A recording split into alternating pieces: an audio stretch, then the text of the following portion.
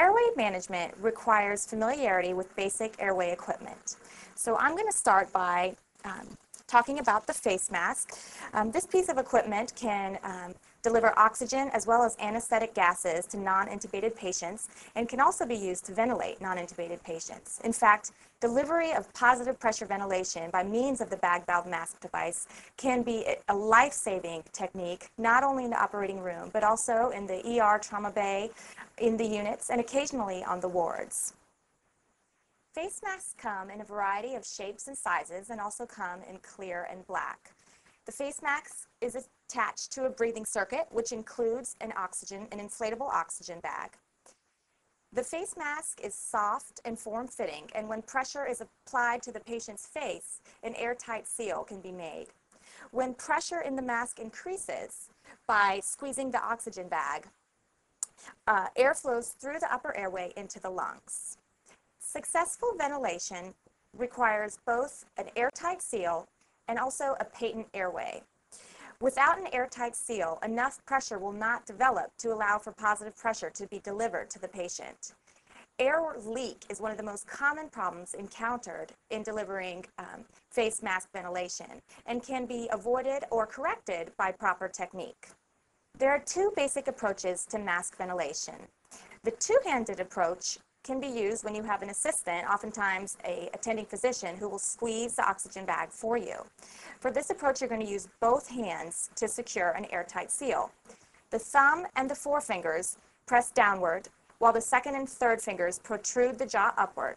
You can place the pinkies behind the mandible, behind the angle of the mandible, and again protrude upward.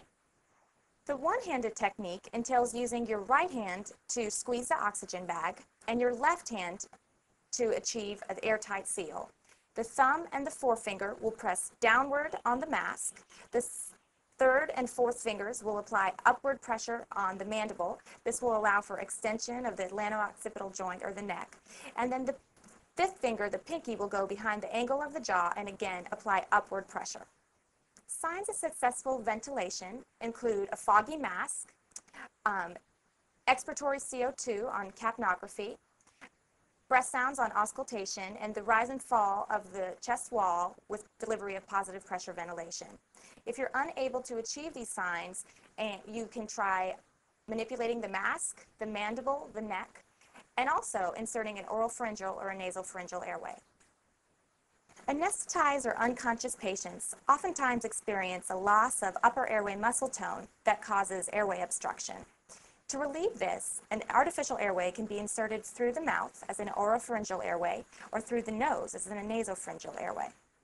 An oropharyngeal airway is a plastic tube inserted over the tongue through the mouth that creates an artificial passageway of air into the oropharynx. Some experts suggest using a tongue blade before inserting the oropharyngeal airway.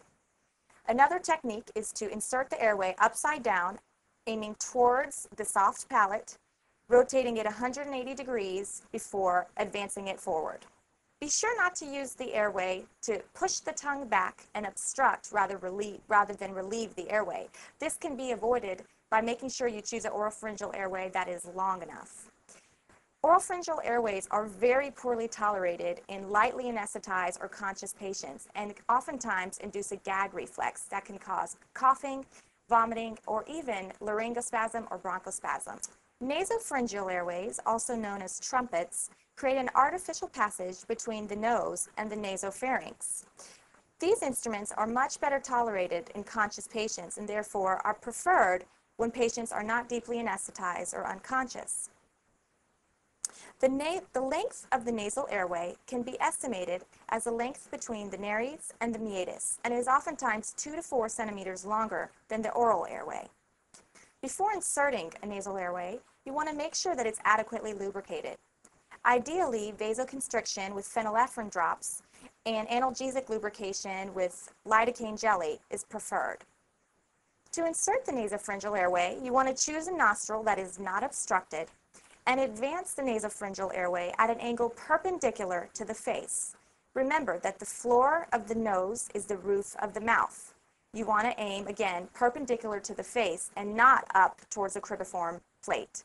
While nasopharyngeal airways are better tolerated in conscious patients and less likely to produce a gag reflex, They're contraindicated in patients who are anticoagulated, patients with basilar skull fractures, patients with nasal infections or deformities, as well as in children. This instrument is known as a laryngeal mask airway, or an LMA. This cuff device is used to provide patients with positive pressure ventilation in cases in which endotracheal intubation is not desired or cannot be achieved. An LMA should only be used in anesthetized or unconscious patients. An LMA is a wide bore tube whose proximal end can be attached to a breathing circuit and which distal end has an elliptical cuff which, when inflated, can be used to create an airtight seal around the airway. To insert an LMA, begin by lubricating a deflated cuff. The LMA is inserted into the mouth using the dominant hand with the aperture facing the base of the tongue and the cuff tip pressed against the posterior pharyngeal wall. A laryngoscope is a rigid instrument used to facilitate endotracheal intubation and visualization of the vocal cords. It is composed of two separate pieces: the handle, which also contains the battery, as well as the blades, which are used to push the tongue and the soft tissue aside so as to facilitate viewing of the larynx. The blades also consist of an incandescent light bulb at their tips. There are two blades which are most commonly used in the United States: the Miller blade, as well as the Macintosh blade. The choice of blade depends entirely on personal preference. However, no blade will allow for intubation of every single patient. So all clinicians should be comfortable using both blades and should always have both within easy access. The laryngoscope is held in your left hand. If you are right-handed, you have to be very careful to resist the common temptation to hold the laryngoscope in your right hand. The laryngoscope is advanced into the right side of the patient's mouth, and the tongue and soft tissues are swept to the left as the laryngoscope is advanced forward. You have to be careful to never press on the teeth or to use the teeth as leverage. Dental trauma is one of the most common complications of laryngoscopy. You also want to be careful not to get any of the lips or oral mucosa caught between the blade and the teeth. This is an endotracheal tube, commonly made of polyvinyl chloride, and commonly they have a radio-opaque line that goes all the way down the endotracheal tube, which is very useful for reading chest x-rays and seeing if your endotracheal tube is positioned properly. At the proximal end is a connector, which can be used to connect the tube to a breathing machine, an anesthesia machine. And at the distal end is an inflatable balloon, which is, when inflated, can form an airtight seal. Once the view of the larynx is achieved via laryngoscopy, the endotracheal tube is advanced from the right side, and you want to be able to directly visualize the tip of the endotracheal tube advancing between the two abducted cords. Advance the tube about 1 centimeter past the cords, and then inflate the cuff.